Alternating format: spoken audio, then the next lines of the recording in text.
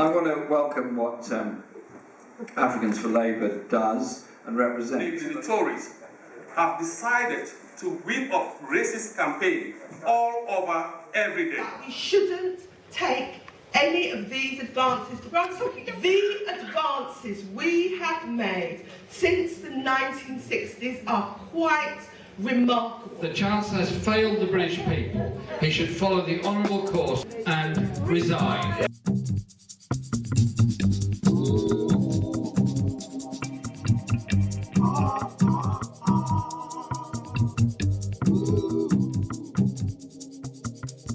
Are you satisfied with the way you are? A fundraising event organized by Africans for Labour to support the party's candidates to the forthcoming mayoral elections took place on March the 18th, 2016 in Islington, North London at the Rock Tower. The very well attended occasion saw the participation at the highest level of the Labour Party with Jeremy Corbyn, the leader himself, who was the special guest speaker, Diana Abbott, the influential shadow international development secretary, and other party high flyers.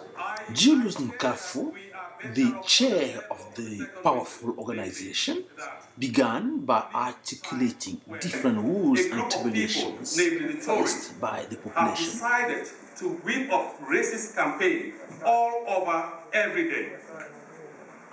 You see scenarios where they talk about, and hear scenarios where they talk about Muslims, they talk about foreigners, they talk about refugees, they talk about all sorts of things. And if you put all those things together, they boil down to one thing.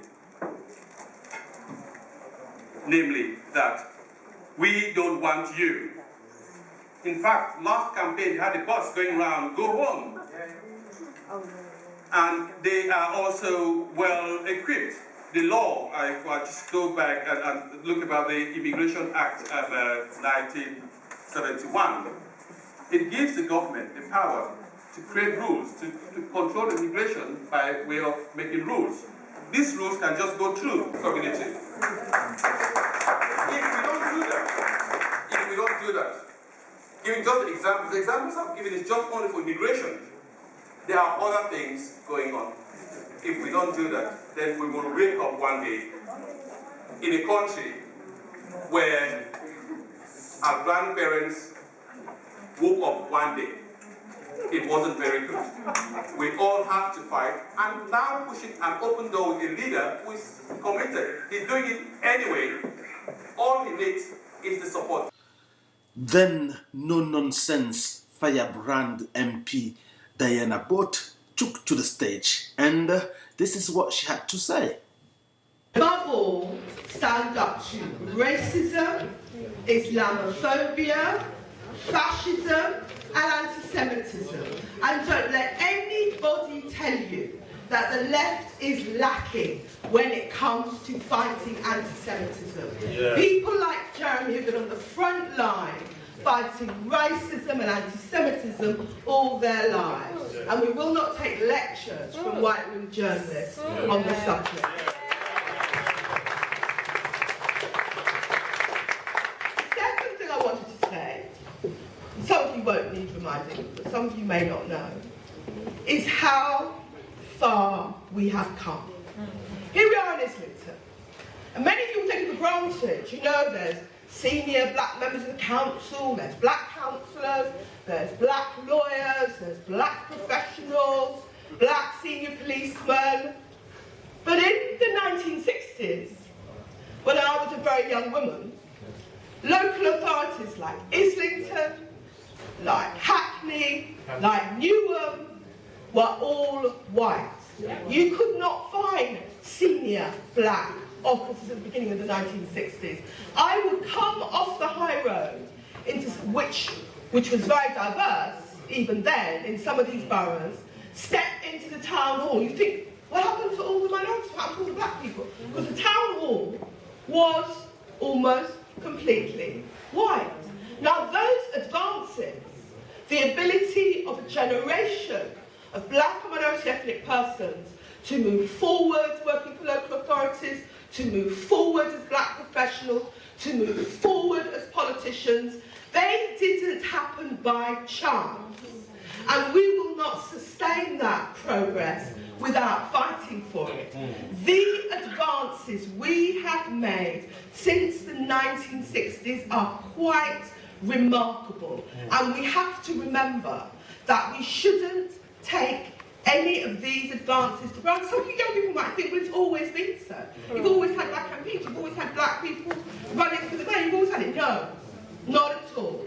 We had to start our fight inside our own party, that we had to have our fights in our communities and have our fights with government. Whether it was stop and search, whether it was police harassment, whether it was discrimination in the immigration service, whether it's discrimination in our own town halls, we had to fight for progress. So never forget that nothing is given to you. You have to work for it. You have to be prepared to unite to hold it. Introducing Jeremy Corbyn, Barrister Nkafu spoke of a committed leader who needs our support to tackle those issues before asking the audience. So are we going to support him to become the next Prime Minister?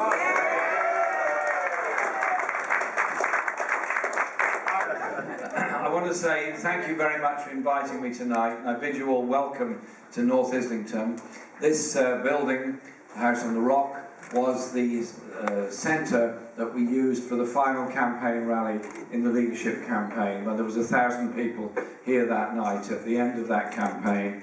And then on the Saturday morning, we got the leadership result. We won that leadership election, not me, we won that election. It was a victory for a very large number of people, and I want to say thank you to everyone that came forward and worked so hard in that campaign in such a collaborative way.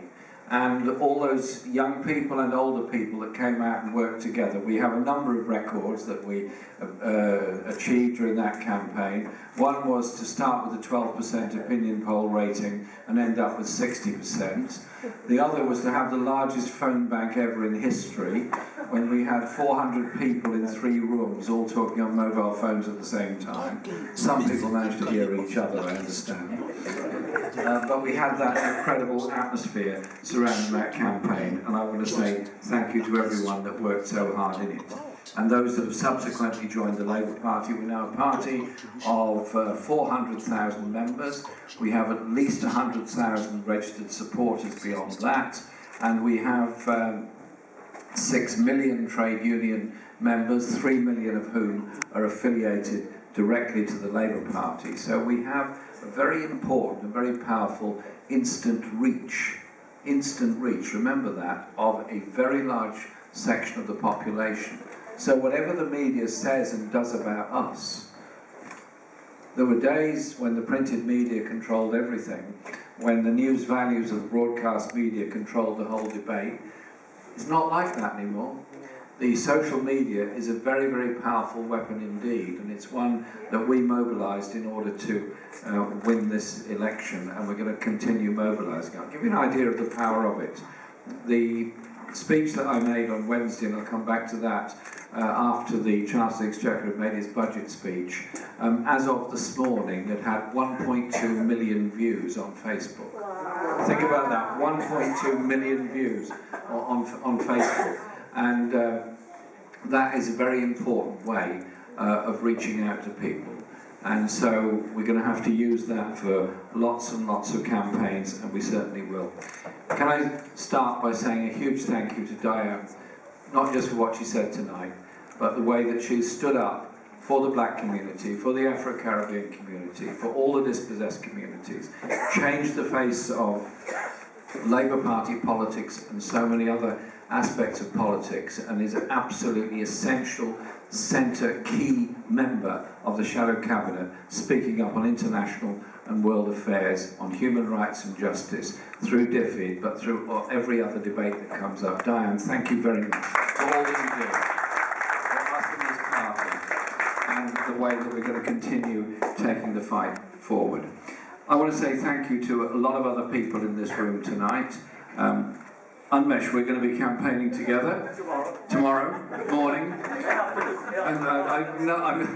And please don't worry my head with the details. I can't cope with that, but we are campaigning. I know tomorrow morning. To Jeanette, we're going to be doing lots of campaigning around here. Jeanette? Hi. Is that all we get?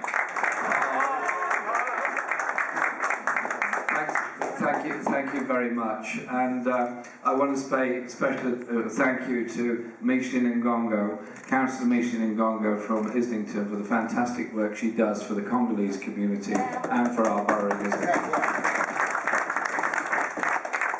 And to Wayman, my friend Wayman, all your work as an anti-racist campaigner and all the abuse you've had heaped on you for being an anti-racist campaigner. Because, as Diane pointed out, there was a time when, I was just looking back on the records, when I first stood for election in Islington, the National Front were a serious operating force in this borough. They were actually seriously around here. They're not anymore, they've gone. But there was a time when the National Front bought a house opposite Arsenal Stadium, the old Arsenal Stadium, in order to try and recruit supporters from to the National Front from Arsenal supporters.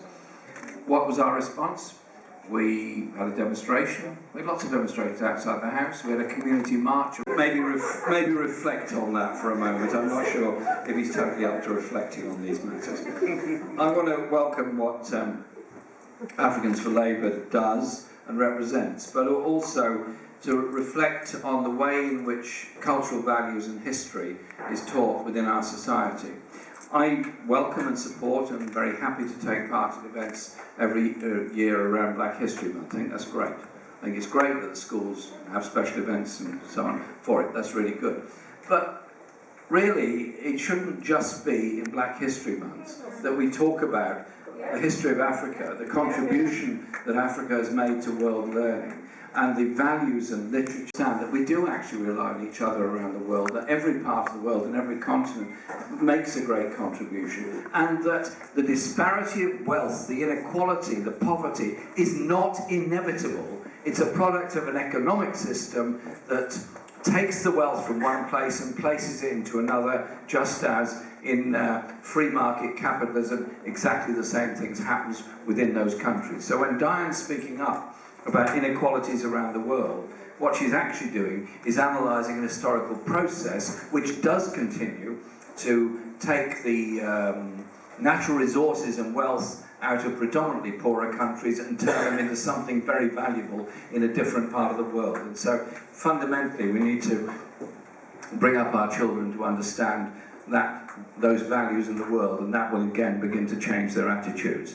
I was delighted when last year at Party Conference, I was thinking of the writers I would want to reference in my speech, and I came across, well, there was many to choose from, but I was very proud to be able to include Ben Ockery and Maya Angelou in my speech, because they are wonderful writers. They've given a huge amount of literature to the world, and it's, I think, important as a party and a society we demonstrate those cultural values, that diversity, and the strength of that literature and art that comes from Africa and comes from the Caribbean. And I tell you this, if you give me some suggestions, there'll be more of it this year. Yeah. You want to do a competition for it? No, we take a vote on it, shall we? No vote on it. It could end up being very, very divisive. Then comes the shocking bombshell. The resignation of Ian Duncan Smith. Reveals the government in disarray and a Chancellor who's lost his credibility to manage the economy in the interests of the majority of our people. The budget has exposed George Osborne's record of profound unfairness and economic failure. Not only must the cuts to support for disabled people be abandoned, but the government must change economic course. The Chancellor has failed the British people. He should follow the honourable course taken by Ian Duncan Smith and resign.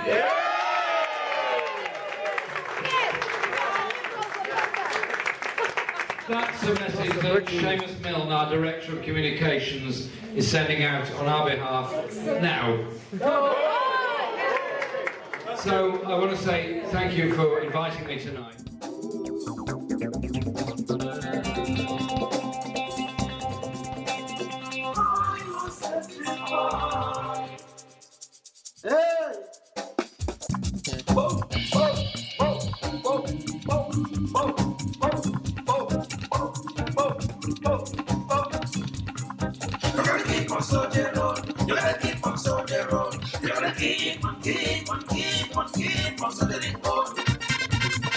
You have got to soldier on.